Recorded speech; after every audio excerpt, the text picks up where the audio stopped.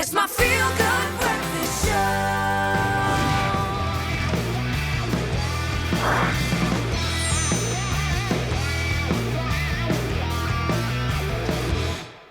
Anybody with a good intro has something amazing to say, and when it comes to movies, this guy always has something incredible to share with you, especially when it comes to new movie trailers. Welcome back to Expresso, by the way, the Feel Good Breakfast Show, and JP Sebastian joins us for some of these trailers. The first one I would love to pronounce for you, but I'm going to let JP do it because there's a lot of different consonants and vowels in there, It's all Latin. mixed into one. Go for it. No one even knows what Latin sounded like, but it's Quo Vadis, Aida. Aida is the name of the main character in the movie.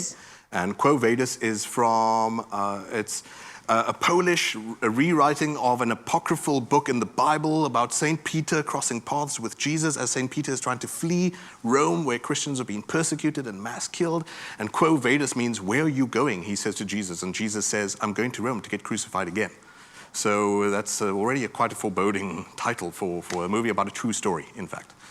Wow. So when we were growing up, like, well, at least myself during the 90s. Yes. I don't know how many 90s kids they are watching this. I feel very lonesome up here. But there are so many words that entered our consciousness, including the Serbian War, the Bosnian War, the Balkan War, Yugoslavia breaking up. More recently, it was like 2013, they started finding bodies of a massacre. A genocide is what international criminal courts actually call it, which it was, definitionally. The genocide in Srebrenica in Bosnia. And what you're seeing here in the footage is, so by the way, it's obviously a fictional dramatization of the true events. It's not a documentary that you're watching. Is the Bosnian Serb army pushed into the town of Srebrenica as an attempted land grab, as part of a move to ethnically cleanse areas because they were a nationalist movement who thought that they were better than everyone else, etc., etc. I'm not a professional in this history, though, except I stayed up for like 3 hours rereading the stuff I tried to learn in high school. What they did once they got into the town is they split the men from the women. They told all the women, you will be reunited with your husbands and sons. We're just going to ship you out to another town. And then boys from age 12, men through to age 70 were murdered, 8,000 of them. And what's important about this movie, it seems, is that there are all sorts of like... There's a good reason why, for example, on IMDb, it's sitting on a very middling score. That's because it's purposely being trolled with 0 scores, even though critics are calling this movie a masterpiece, a 10 out of 10.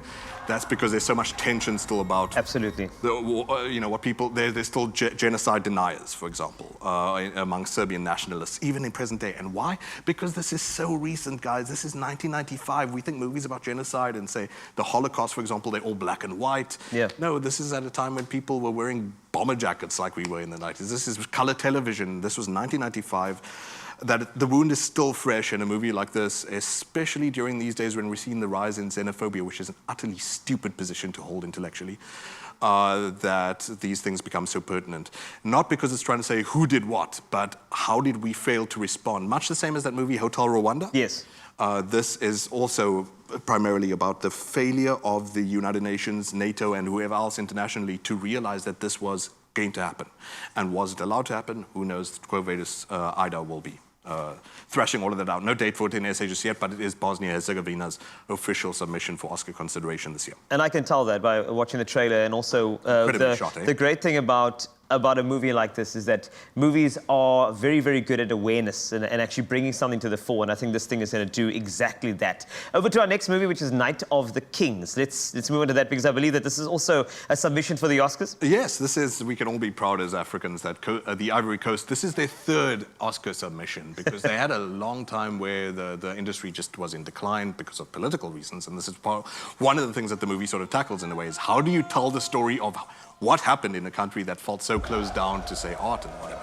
So Night of the Kings is, there's this strange culture in a very tucked away prison in the middle of the Abidjan forest in the Ivory Coast, where this young man who's a pickpocket but for quite a violent gang is incarcerated, and there he gets told by Blackbeard, who you're looking at there, basically the boss of the prison, even though he's a prisoner himself, because Yes. the prisoners control the entire thing, that he is going to be the designated storyteller on this very special night where the moon turns red. So there's this weird mystical element to it.